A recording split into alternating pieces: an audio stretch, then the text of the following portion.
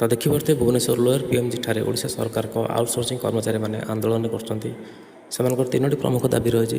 प्रथम दाबीटी कंट्राक्चुअल प्रणाली बंद कर समस्त आउटसोर्सिंग कर्मचारी मानक स्थायी चाकरी देवा और द्वितीय दाबीटी हूँ समान कम समान दरमा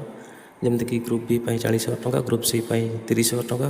ग्रुप डी 21,000 टंका सह प्रति वर्ष 10% दरमा वृद्धि और तृतीय दाबीटी हूँ थर्ड पार्टी एजेन्सी को बंद कर सरकार सीधा सड़क भाव में दरमा प्रदान करूँ। यही दाबी गुड़िक पूरण होगा पर्यंत आंदोलन जारी रहे बोली कर्मचारी मैंने कहते। किंतु यही बाबद विरोधी दल में समय वर्तमान मुख्यमंत्री कौन कहते थे शुणी ना चलतु भिडियोटी देखा जोटा कि घोषणा अनुसार किंतु कैटेगरी 2 अनुसार जो मैंने नियुक्ति पाई विशेष करके आउटसोर्सिंग एवं सर्विस प्रोवाइडर संस्था द्वारा जो मैंने नियुक्ति पाई 2013 मसीहा पूर्व पाई एम संख्या विभिन्न विभाग हिसाब कले पाखापाखि 70,000 कम हम ना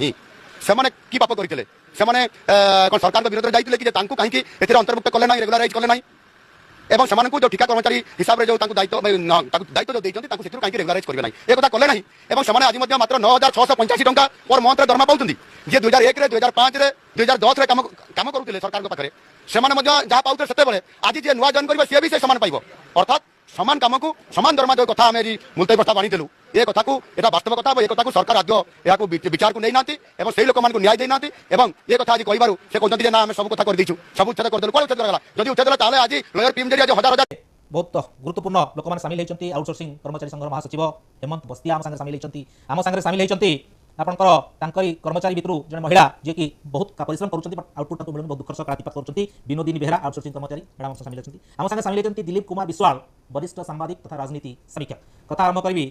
मैडम आरंभ करने चाहिए मैडम केमती आप हैरान होती आप कौन कम करती कम कला जो सामान कम को सामान दरमा कथा आप शुणुंट कि मन मन गुंजरित होते कम करुवे दरमा पाते बहुत कम दरमा पाते मनटा केमती कष्ट हुए से कष्टा आप केमती कौन देखते बर्तमान राजरास्ता को कौन चाहते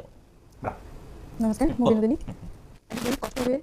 मुझे मोर कथा कहबी मोर जिते घरे बसती मो सब भाई भूणी मान कथा कहबी बहुत कष्ट लगे सर कहीं समान कम को समान दरमा यहाँ आम अधिकार आमर भी सम्मान सहित बंचा आम इच्छा कहीं जो आम परिश्रम करूँ जो 12,000 15,000 10,000 समान दरमा कितना पाऊँ जो पाऊँ से सरकारी बाबू मैंने पाए 70,000 80,000 लक्ष टका से भी अंटुनी तापर भी से बस धारणा प्रत्येक वर्ष 5% 6% इंक्रीमेंट होला भी होनी किंतु आमर एत कम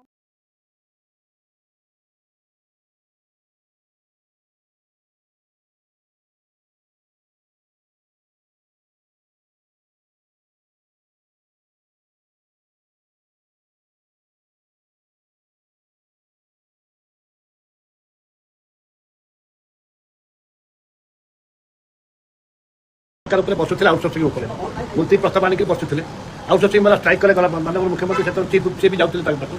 आज 2 वर्ष होगा सरकार आउटसोर्सिंग जो चाकरी कर